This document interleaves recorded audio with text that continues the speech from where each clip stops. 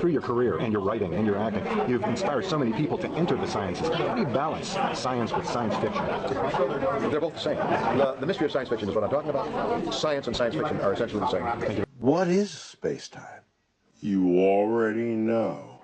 You have never met someone at a place unless it was also at a time.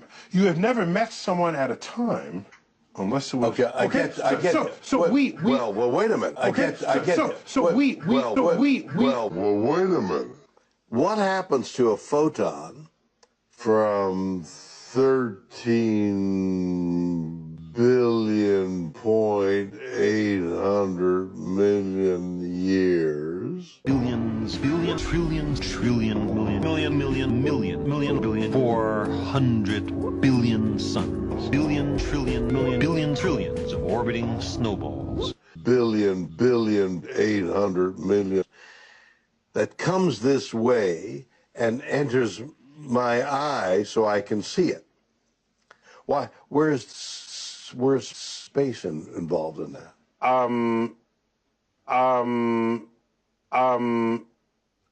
It entered your eye at a time and at a place. Right here. That's all that matters here. Is that all we're saying? Well, once you have formalized space and time and know that they're conjoined, then you can make all kinds of fascinating calculations. What a great science fiction story. And not only is it, the universe is under no obligation to make sense to William Shatner. Okay? No, but William Shatner's under the obligation to make sense of the universe, as is you are doing. And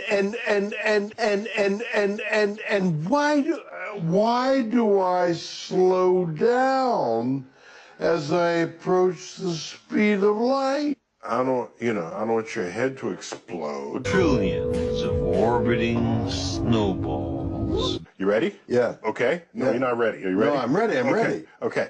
The faster you go, the slower time ticks. Say that again? The faster you move, Yeah. the slower That's time what you ticks just said, yeah? for you Yeah. as seen by others. Right.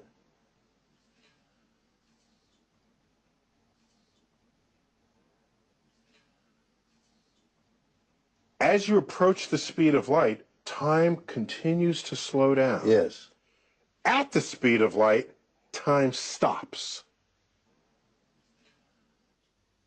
Which means for a photon moving at the speed of light, when it is absorbed in your retina, it is the same instant it was emitted at the Big Bang 14 billion years ago. Big Bang. What a great science fiction story. I know that came from the Big Bang, and I'm watching it, and it's taken 13.8 billion years to reach you. Big Bang. Say that again? I know that came from the Big Bang. What a great science fiction story that. It's But it takes a certain amount of time for you to pass from here all the way over to the other side of the auditorium. Right, that's space. That is time going. That is time going through space. You see, that's not what they mean at all. That shows me that you have no idea. I mean, so the guy said, one of the gentlemen said, well, there are three dimensions, space, length, width, right? And then you have the concept of time. As so something happens within that space, you got time. That's the fourth dimension. Yeah.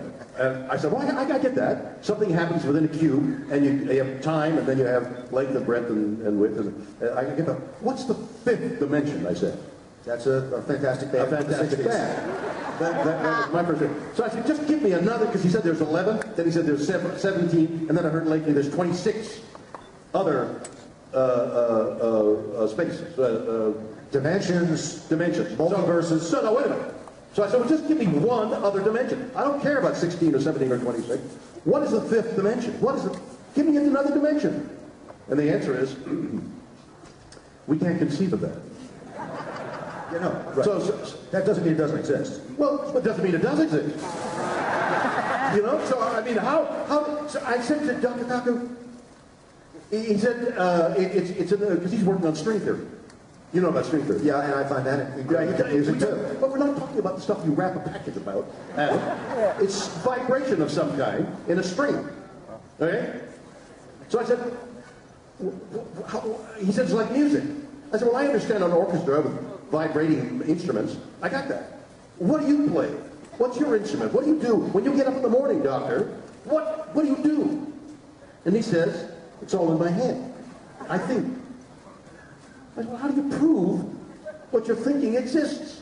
Because it's all theory. He said, well, I've got this very elegant numbers, equation, yeah. Very E/B divided into 7 to 4. It's all in his head. How do you prove a black hole? How do you know those gravitational waves prove the collision of two black holes? Somehow, eventually, they are able to observe phenomena. No, they can't observe. It's too far away. It's too theoretical. How do we know what they're saying is true? You know what it really is? It's all science fiction. So does that make you a skeptic?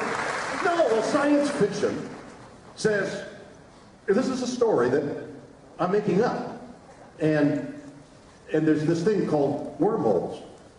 And that's a science fiction concept. Although these scientists say there are wormholes. How do you know?